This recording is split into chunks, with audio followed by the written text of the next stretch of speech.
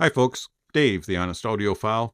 This is the Clear Tune Monitors DaVinci 10, and these are my honest audiophile impressions. Often I get asked, what is your benchmark reference IEM? And I will say the CTM Da Vinci 10. Next question I get asked is, have you reviewed them? Not yet. Next question is, why? And then usually there'll be some sort of comment that says, wow, those are expensive. Yes, they are expensive, $2,400. But why are the CTM Da Vinci 10s my benchmark reference IEM? And the truth of the matter is, it's because I believe that they reproduce the most natural and neutral sound signature. And that is what I am seeking as an audiophile, the most accurate, natural, and neutral reproduction of audio. So, the CTM Da Vinci 10. These are my reference benchmark IEM. Every single piece of gear that comes in as an IEM gets compared to these. Now, it doesn't normally get mentioned in the review because why compare a $2,400 IEM to a $20 or $50 or $100 IEM? It's just not a fair competition. But there is some madness to my thinking here, and it is because this is my benchmark. This is my reference sound. This is what I expect everything to sound like.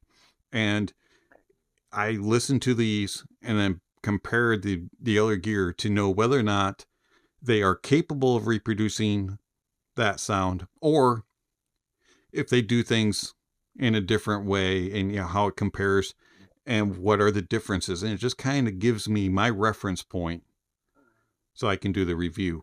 Obviously, I will compare it to other things that are more in its price point usually when I'm doing a review. But anyways, getting back to the CTM Da Vinci 10. This is available in both universal and custom formats. This is a universal. The universal will cost you about $2,400, and the custom will start out $2,600, and then depending on how much you change the faceplates and all that kind of stuff, it can get up to $3,000. CTM Da Vinci 10 comes in this very nice box. You got a picture of the IEM on the front, and then on the back side, you've got a drawing, some information, some specs. And you'll learn that it has 10 balanced armatures on each side. It has 4 for the bass, 4 for the mids, and 2 for the treble. It also has a 5-way crossover.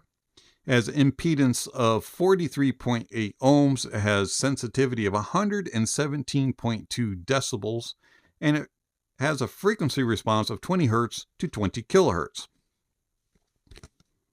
Very nice box. You take the sleeve off, and you're greeted by some more branding here, front and back.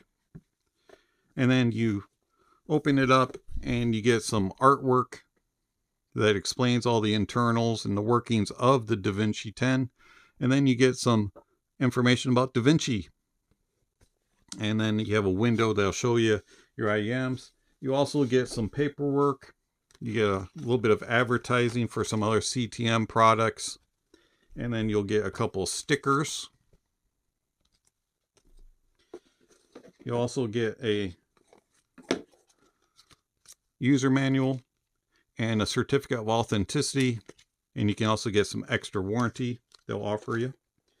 And then you get an accessory box. And inside there you get foam tips, small, medium, and large. You also get silicone tips, small, medium, and large, and one set of universal fit dual flange tips.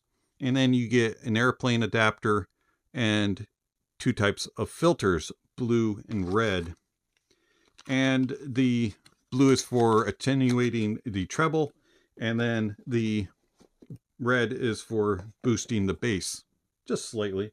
And yes, it does make a difference. Very subtle, but I preferred the reference filter, which is the stock filter, which is silver.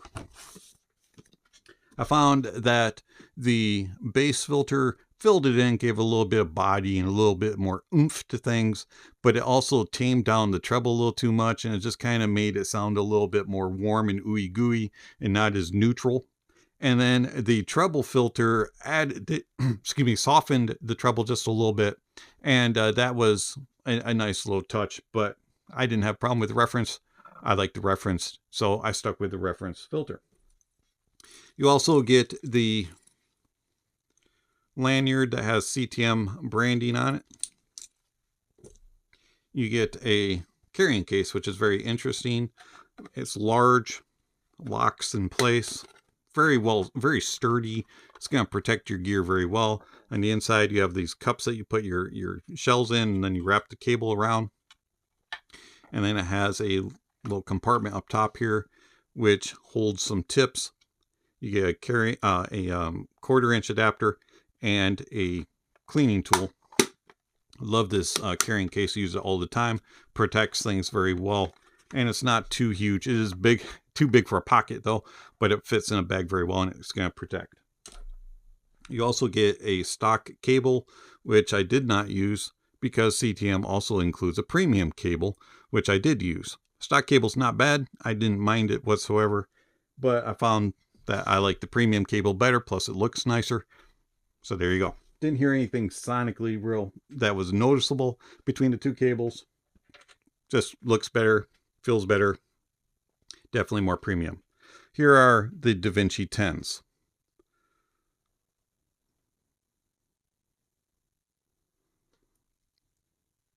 They're kind of chunky, but not too bad. They are an all metal build. Nice long nozzle, slight wing, and that cable is just glorious. I just love this cable, and has some of the best control that a cable has. Like how straight that is. And I like the build of it. It's just nice and smooth and soft, well controlled. You have a little bit of branding at the split. And then you have well-controlled ear hooks, which have just enough tension to hold things in place without being too tight or too loose. Taking the tip off, you can see that the nozzle and then the filters just twist off the top. Be very careful. They're extremely easy to lose.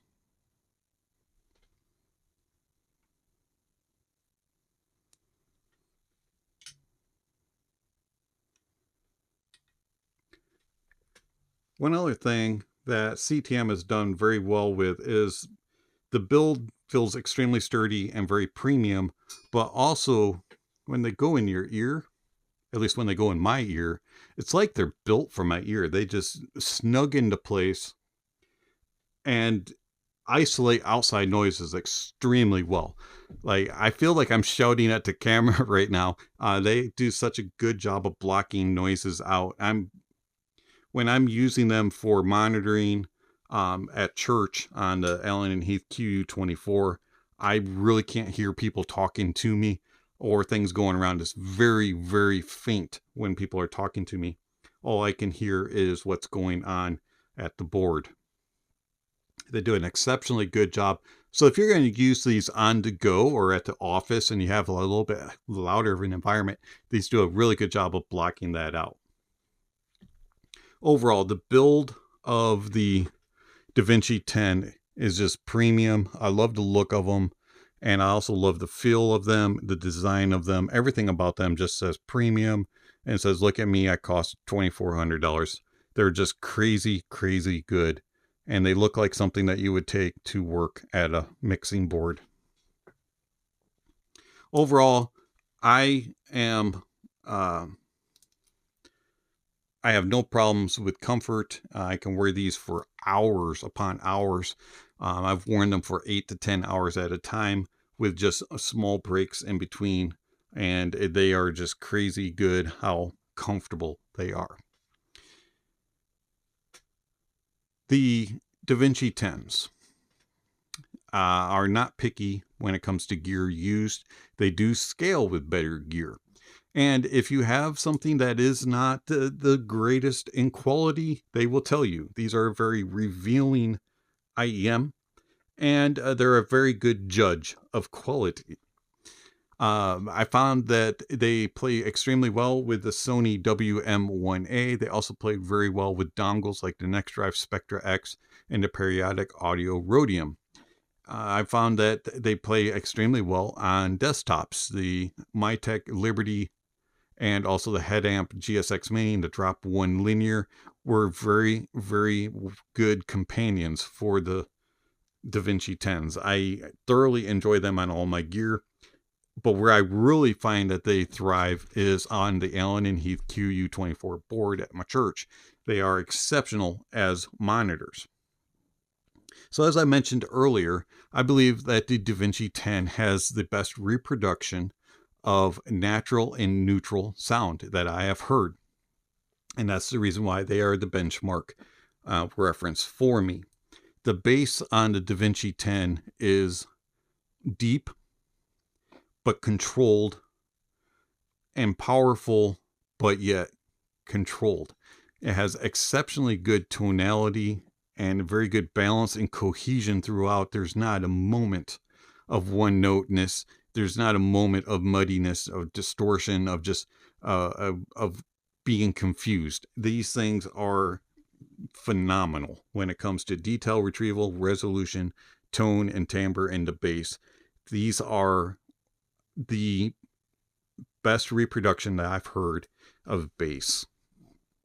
And you get the power, you get the authority, but yet at the same time, you get emotion and you get control, and yet you also get accuracy and trueness of tone and of timbre. They are the best reproduction of bass that I have heard in an IEM. Going into the mids, there's no bleed from the bass. They're very well separated out. The mids have a naturalism to them. They're very neutral. Everything plays as it should and is very accurate and true in tone and in timbre, and has exceptionally good separation and isolation of instruments, and it has an amazing way of portraying things across the stage, keeping the tonality correct, even and balanced. And you can dissect the stage in the mids and be able to determine where the instruments are, where the vocalists are, and everything just sounds proper.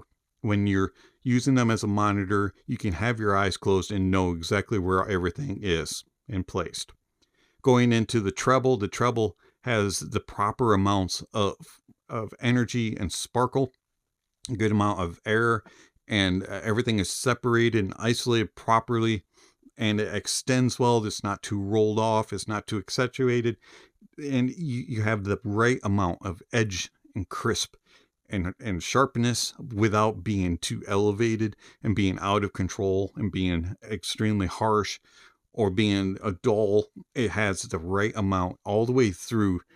The treble, the mids, and the bass is just exceptional, in my opinion. And I am just amazed at the balance and the cohesion that the CTM Da Vinci 10 has. They are the most natural and neutral sounding IEM that I've come across. Soundstage. Soundstage of the CTM Da Vinci 10 is what I would call accurate. It's not the widest. It's not going to blow you away with the width. But what it is going to blow you away with is how it portrays a venue. Whether it's a small venue, a medium-sized venue, or a large, it is going to be able to tell you exactly how wide something is in a natural way. Using them as monitors, you can tell exactly how far things are on stages, and it has very good depth, and has extremely good layering and very good separation. It's crazy how you can place things. It's very precise and accurate. Things track across the stage, move, and you can really pinpoint it in. These are crazy, crazy good at being able to portray a stage. You can easily diagnose the stage and get an accurate picture. Tone and timbre is excellent, especially for a balanced armature. and they are extremely tonally correct, in my opinion. You can tell each individual instrument has exceptionally good timbre. You can differentiate between things, and especially when you have different types of instruments within a certain genre. So if you have woodwinds playing, you can tell the differences between a woodwind, so a saxophone, clarinet, and such. You can tell difference between strings, and you can tell whether or not it's a bass or a guitar or banjo, mandolin, violin, violas, things like that. You can really tell the differences between all the different instruments. Same thing with percussions and brass. You can tell all the differences.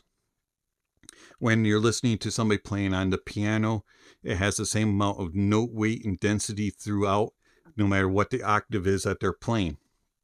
As they go up or down the keyboard, it stays even keeled, and it doesn't sound unbalanced and peaky. It has the proper amount of note weight throughout. The CTM Da Vinci 10. This is my reference benchmark IEM. How's it compare to some other IEMs that I use for references? When I use the Empire Ears ESR, the ESR has more authority. It has a more presence to it. It has bigger, more bombastic bass, which is still very well controlled, and it has a heaviness to it, and it's just like, I'm here.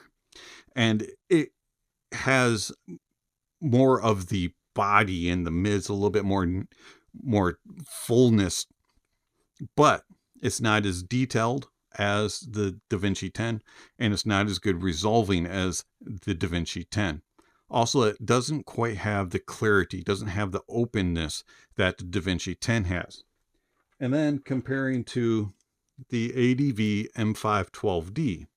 The M512D is also a very good reference IEM, and it has exceptionally good soundstage. It has a very nice wide soundstage, very open sounding, has really good depth and layering. It is a little bit more on the brighter side of things, especially in the upper mids and lower treble region. It's a little more elevated. It has very good tonality and overall naturalism to things as well, but it's not as detailed or as resolving as the DaVinci 10. To me, the DaVinci 10 is the best IEM that I have heard. And that is the reason why it is my benchmark and reference IEM. It's been Dave, the Honest Audiophile. Thank you for watching, and I'll catch you on the next video. Speaking of next video, somewhere on screen, subscription links, notification bells. If you haven't already, please check those off. Don't forget to give a thumbs up or a thumbs down to the video. And also check out the links down below for all kinds of information regarding the channel, how you can support the channel, follow the channel, contact the channel, all kinds of other things down there, like gear recommendations and music, and all kinds of other things. So check out the links down below. And don't forget to enjoy the music, and that honesty is the best policy.